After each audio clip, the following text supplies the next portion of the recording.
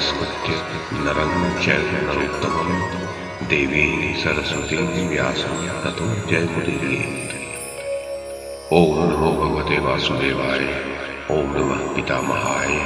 ओम नमः प्रजापतिभ्यः। ओम नमः कृष्णद्वैपायनाय। ओम नमः सर्वविघ्नविनायकेभ्यः।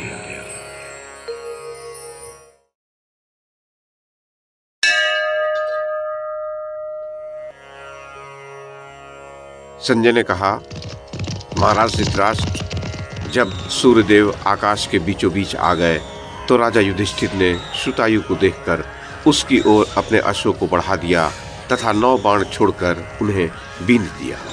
श्रुतायु ने उन बाणों को हटाकर युधिष्ठिर पर 7 बाण छोड़े। वे उनके कवच को फोड़कर उनका रक्त पीने लगे। इससे राजा युधिष्ठिर को बहुत क्रोध आया। उस समय उनका क्रोध देखकर सब जीवों को ऐसा जान पड़ने लगा मानो वे तीनों लोगों को भस्म कर देंगे। ये देखकर देवता और ऋषि लोग सब लोगों की शांति के लिए स्वस्ति वाचन करने लगे। आपकी सेना ने तो अपने जीवन की आशा ही छोड़ दी, किंतु यशस्वी युधिष्ठिर ने धैर्य धारण करके अपने क्रोध को दबा दिया और श्रुतायु के धनुष को काटकर उसकी छाती को बींध दिया। फिर शीघ्र ही उसके सारथी और अश्व को भी मार डाला। राजा युधिष्ठिर का ऐसा पुरुषार्थ देखकर श्रुतायु अपना अश्वहीन रथ छोड़कर भाग गया। इस प्रकार जब धर्मपुत्र युधिष्ठिर ने श्रुतायु को परास्त कर दिया तो राजा दुर्योधन की सारी सेना पीठ दिखाकर भागने लगी। दूसरी ओर चेकितान महारथी कृपाचार्य को बाणों से आच्छादित करने लगा। तब कृपाचार्य ने सब बाणों को रोककर अपने बाणों से चेकितान को आहत कर दिया। फिर उन्होंने उसके धनुष को काट डाला, सारथी को मार गिराया तथा अश्वों और दोनों पार्श्व सुरक्षकों को भी धराशायी कर दिया। तब चेकितान ने रथ से कूदकर हाथ में गदा ले ली।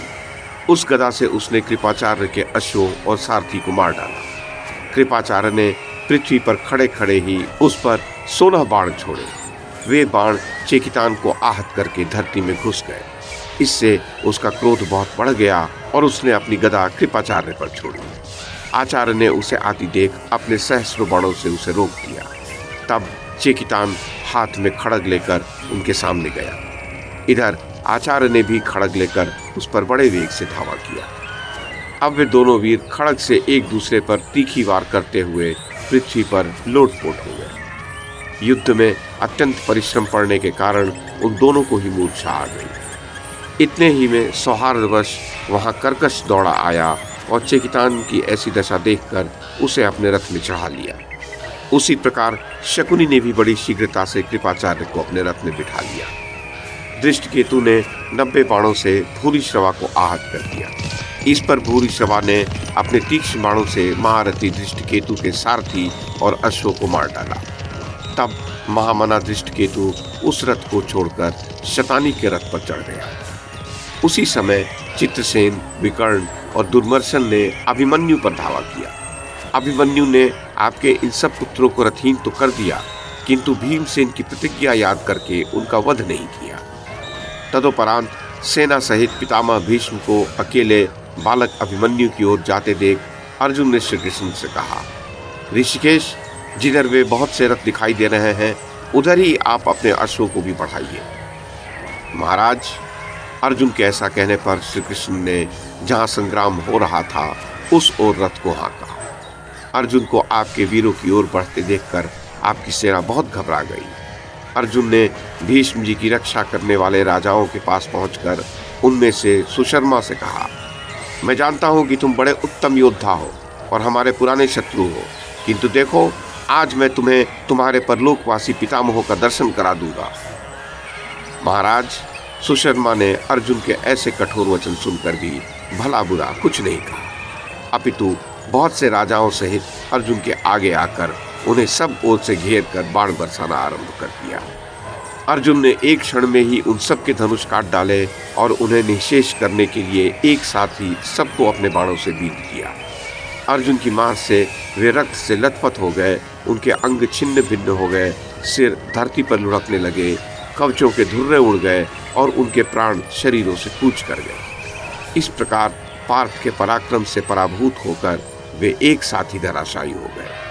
नरेश्वर, अपने साथी राजाओं को इस प्रकार मारा गया देखकर त्रिगर्त राज सुशर्मा बड़ी तीव्रता से बचे हुए राजाओं को साथ लेकर आगे बढ़ा। जब शिखंडी आदि वीरों ने देखा कि अर्जुन पर शत्रुओं ने धावा किया है तो वे उनके रथ की रक्षा के लिए नाना प्रकार के अस्त्र शस्त्र लेकर उनकी ओर चले। अर्जुन ने भी त्रिगर्त राज के साथ अनेक राजाओं को आते देख अपने गांडीव धनुष से अनेक तीखे बाण छोड़कर उन सभी को मार डाला। तदोपरांत दुर्योधन और जयद्रथ आदि राजाओं को भी खदेड़कर वे भीष्म जी के पास पहुंच गए।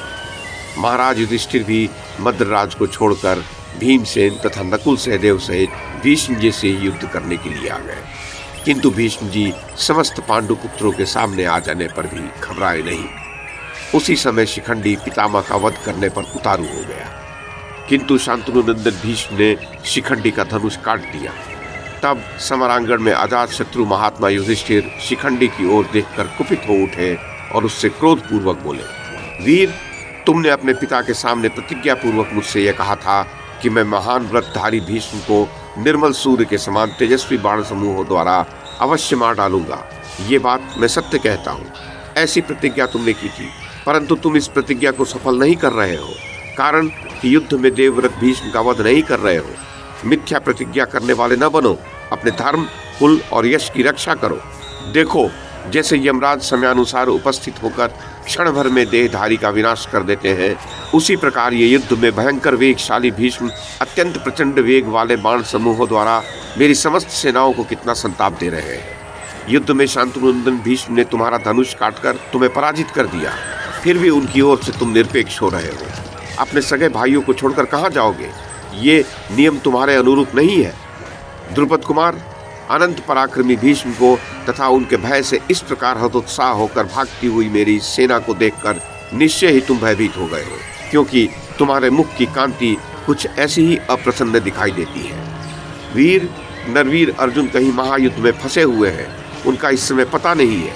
ऐसे समय में तुम आज भूमंडल के विख्यात वीर होकर भीष्म से भय कैसे कर रहे हो? महाराज धृतराष्ट्र, धर्मराज के इस वचन में प्रत्येक अक्षर रूखेपन से भरा हुआ था। उसके द्वारा उन्होंने कितनी ही मन के विपरीत बातें कही थी, तथापि उस वचन को सुनकर महामना शिखंडी ने इसे अपने लिए आदेश माना और तुरंत ही भीष्म का वध करने के लिए सचेष्ट हो गया। राजन, शिखंडी को बड़े वेग से आते और भीष्म पर धावा करते देख शल्य ने अत्यंत दुर्जय एवं भयंकर अस्त्र से उसे रोक दिया, किंतु इससे शिखंडी की गति में कोई अंतर नहीं पड़ा। उसने वारुणास्त्र लेकर शल्य के सब अस्त्रों को छिन्न भिन्न कर दिया। उधर भीमसेन गदा लेकर पैदल ही जयद्रथ की ओर दौड़े। उन्हें अपनी ओर बड़े वेग से आते देख जयद्रथ ने 500 तीखे बाण छोड़कर सब ओर से उन्हें बीन दिया, किंतु भीमसेन ने उनकी कुछ भी चिंता नहीं की। वे और भी क्रोध में भर गए और उन्होंने सिंधुराज के अश्वों को मार डाला। ये देखकर आपका पुत्र चित्रसेन भीमसेन को वश में करने के लिए झपटा और इधर से भीमसेन भी गरज कर गदा घुमाते हुए उस पर टूटे। भीम की वह यमदंड के समान प्रचंड गदा देखकर सब कौरव उसके प्रहार से बचने के लिए आपके पुत्र को छोड़कर भाग गए। गदा को अपनी ओर आते देखकर भी चित्रसेन घबराया नहीं। वह ढाल खड़ग लेकर अपने रथ से कूद पड़ा और एक दूसरे स्थान पर चला गया। उस गदा ने चित्रसेन के रथ पर गिरकर सारथी और अश्वों को चकनाचूर कर दिया। इतने में ही चित्रसेन को रथहीन देखकर विकर्ण ने उसे अपने रथ पर चढ़ा लिया। भारत, इस प्रकार जब संग्राम बहुत घोर होने लगा तो भीष्म जी राजा युधिष्ठिर के सामने गए। उस समय पांडव पक्ष के सब वीर कांपने लगे और उन्हें ऐसा लगने लगा मानो युधिष्ठिर मृत्यु के मुंह में पड़ गए हों। इधर महाराज युधिष्ठिर भी नकुल सहदेव सहित भीष्म जी पर टूट पड़े। उन्होंने भीष्म जी पर सहस्त्र बाण छोड़कर उन्हें बिल्कुल ढक दिया, किंतु भीष्म जी ने उन सबको सहकर आधे निमेष में ही अपने बाण समुदाय से युधिष्ठिर को अदृश्य कर दिया। राजा युधिष्ठिर ने क्रोध में भरकर भीष्म जी पर नाराज बाण छोड़ा, पर पितामह ने बीच में ही उसे काटकर युधिष्ठिर के अश्वों को मार डाला। धर्मपुत्र युधिष्ठिर तुरंत ही नकुल के रथ पर चढ़ गए। सामने आने पर भीष्म जी ने नकुल और सहदेव को भी बाणों से आच्छादित कर दिया। तब राजा युधिष्ठिर भीष्म जी का वध करने के लिए बहुत विचार करने लगे। उन्होंने अपने पक्ष के सब राजाओं और सुहृदों से कहा कि सब लोग मिलकर भीष्म जी का वध करो। ये सुनकर सब राजाओं ने भीष्म जी को घेर लिया, किंतु भीष्म जी सब ओर से घिर जाने पर भी अपने धनुष से अनेक महारथियों को धराशायी करते हुए क्रीड़ा सा करने लगे। नरेश्वर, जब वह घनघोर युद्ध बहुत ही भयानक हो गया, तब दोनों ही ओर की सेनाओं में बड़ी खलबली मची। दोनों ओर की व्यूह रचना टूट गई। उस समय शिखंडी बड़े वेग से पितामह के सामने गया, किंतु भीष्म जी उसके पूर्व अस्तित्व का विचार करके उसकी ओर कुछ भी ध्यान न दे संजय वीरों की ओर चल पड़े। भीष्म को अपने सामने देखकर वे सब बड़े हर्ष से सिंहनाद एवं शंख ध्वनि करने लगे। तब तक भगवान भास्कर पश्चिम की ओर ढल चले थे। उसी समय युद्ध ने ऐसा घमासान रूप धारण किया कि दोनों ओर के रथी और गजारोही एक दूसरे में मिल गए। पांचाल राजकुमार धृष्टद्युम्न तथा महारथी सात्यकी शक्ति और तोमर आदि की वर्षा करके कौरवों की सेना को पीड़ित करने लगे। इससे आपके योद्धाओं में बड़ा हाहाकार होने लगा। उनका आर्तनाद सुनकर अवंती देशीय विंद और अनुविंद धृष्टद्युम्न के सामने गए। उन दोनों ने उसके अश्वों को मारकर उसे बाणों की वर्षा से बिल्कुल ढक दिया। पांचाल कुमार तुरंत ही अपने रथ से कूदकर सात्यकी के रथ पर चढ़ गया। तब महाराज युधिष्ठिर बड़ी भारी सेना लेकर उन दोनों राजकुमारों पर टूट पड़े। इसी प्रकार आपका पुत्र दुर्योधन भी पूरी तैयारी के साथ विंद और अनुविंद को घेर कर खड़ा हो गया। भारत, तदनंतर जब सूर्यदेव पर संध्या की लाली छाने लगी, तब राजा दुर्योधन ने आपके सभी योद्धाओं से कहा, शीघ्रता करो। फिर तो वे सब योद्धा वेग से युद्ध करते हुए दुष्कर पराक्रम प्रकट करने लगे। उसी समय सूर्य अस्ताचल को चले गए और उनका प्रकाश लुप्त हो गया। इस प्रकार संध्या होते होते क्षण भर में रक्त के प्रवाह से परिपूर्ण भयानक नदी बह चली और उसके तट पर गीदड़ों की भीड़ जमा हो गई। भैरव रव फैलाने वाली अमंगलमयी स्यारिनों तथा भूतगणों से व्याप्त होकर वह युद्ध भूमि अत्यंत भयानक हो गई। चारों ओर राक्षस, पिशाच तथा अन्य मांसाहारी जंतु सैकड़ों और सहस्रों की संख्या में दिखाई देने लगे। तदनंतर पांडव और कौरव अपने अपने शिविरों को लौटे। महाराज, तत्पश्चात आपस में वे सारे वीर एक दूसरे की प्रशंसा करते हुए विश्राम करने लगे। उभय पक्ष के शूरवीरों ने सब ओर सैनिक गुल्मों को नियुक्त करके विधि पूर्वक अपने अपने शिविरों की रक्षा की व्यवस्था की। फिर अपने शरीर से बाणों को निकालकर भांति भांति के जल से स्नान करके स्वस्ति वाचन कराने के अनंतर बंदी जनों के मुख से अपनी स्तुति सुनते हुए वे सभी यशस्वी वीर गीत और वाद्यों के शब्दों से क्रीड़ा विनोद करने लगे। 2 घड़ी तक वहां का सब कुछ स्वर्ग सदृश जान पड़ा।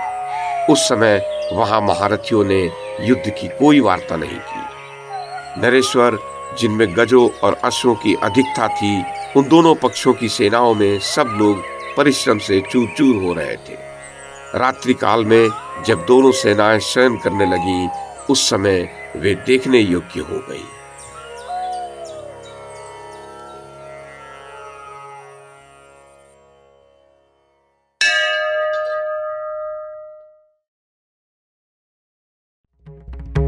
YouTube के माध्यम से महाभारत की कथा को एक श्रृंखला के रूप में प्रस्तुत करने का हमारा ये प्रयास यदि आपको सराहनीय लगा हो तो कृपया इस कड़ी को लाइक और शेयर करें, चैनल को सब्सक्राइब करें और बेल आइकन को दबाएं। साथ में अन्य लोगों को भी देखने के लिए प्रेरित करें।